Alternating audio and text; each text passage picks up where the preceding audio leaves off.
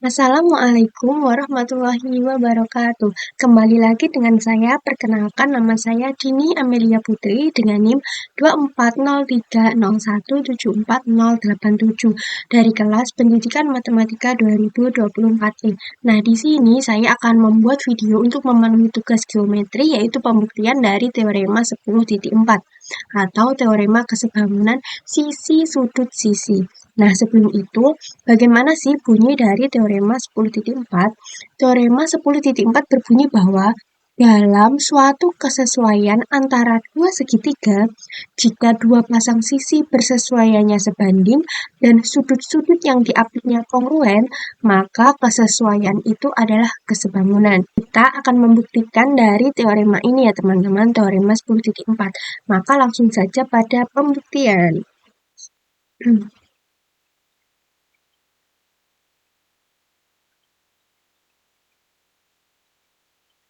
Pada pembuktian, nah di sini itu diketahui ada dua segitiga yaitu segitiga ABC dan juga segitiga XZ, XYZ. Ada segitiga ABC dan juga segitiga XYZ. Nah, di mana sudut ACB itu kongruen dengan sudut XZY. Sudut ACB itu kongruen dengan sudut XZY. Di sini ya, di puncaknya di sini C dan juga Z itu kongruen dengan perbandingan XZ sebanding dengan berbanding AC, XZ, XZ berbanding AC itu sama dengan YZ, YZ itu berbanding dengan BC. Nah, itu diketahui. Maka kita akan membuktikan bahwa segitiga ABC itu sebangun dengan segitiga XYZ. Segitiga ABC itu adalah sebangun dengan segitiga XYZ. Maka langsung saja pada bukti.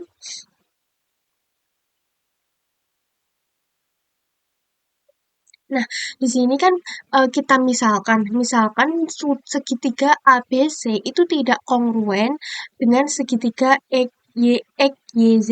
Nah, kita menggunakan pemisalan karena sudut ACB itu kongruen dengan sudut XZY. X ini A atau X, di sini B, di sini ada titik A atau bisa disebut juga sebagai titik X, kita anggap saja. Jadi dua segitiga ini kita gambarnya itu jadi satu, kita gabung ya teman-teman. Jadi di sini ada titik A atau bisa disebut titik X, di sini ada titik B atau kita sebut sebagai titik Y yang di sini.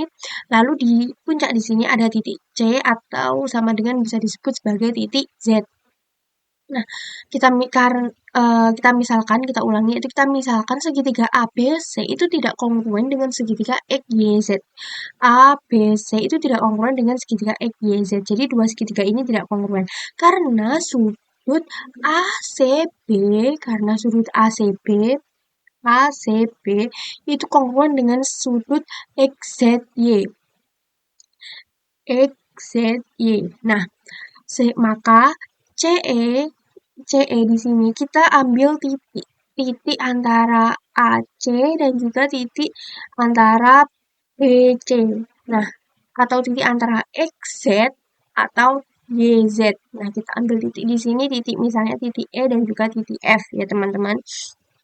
Nah, maka langsung saja, maka dengan ini CE itu sama dengan ZX. CE itu akan sama dengan ZX. ZX ini ZX di sini, CE-nya di sini, dan CF itu sama dengan ZY. CF itu sama dengan ZY. Sampai sini.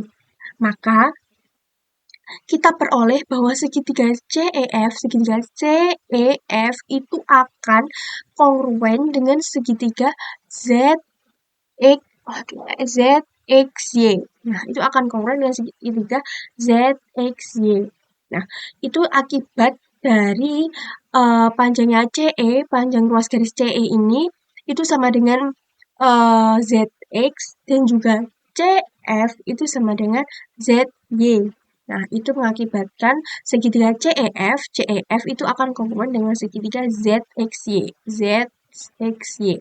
Nah, di sini kan tadi diketahui kan bahwa XZ itu XZ berbanding AC, tadi XZ berbanding AC itu sama dengan YZ berbanding berbanding dengan BC. Yang tadi di awal, itu kan diketahui. Maka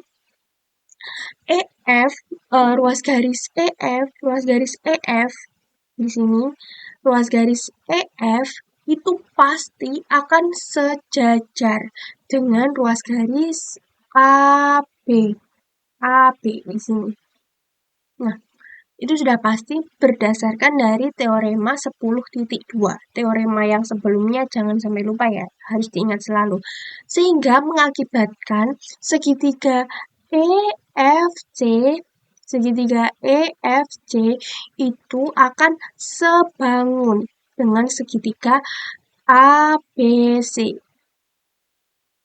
Itu pasti akan sebangun dengan segitiga ABC. Itu akibat dari tadi ruas garis EF itu yang sejajar dengan ruas garis HB dan berdasarkan dari akibat 10.2 yang ada di buku paket.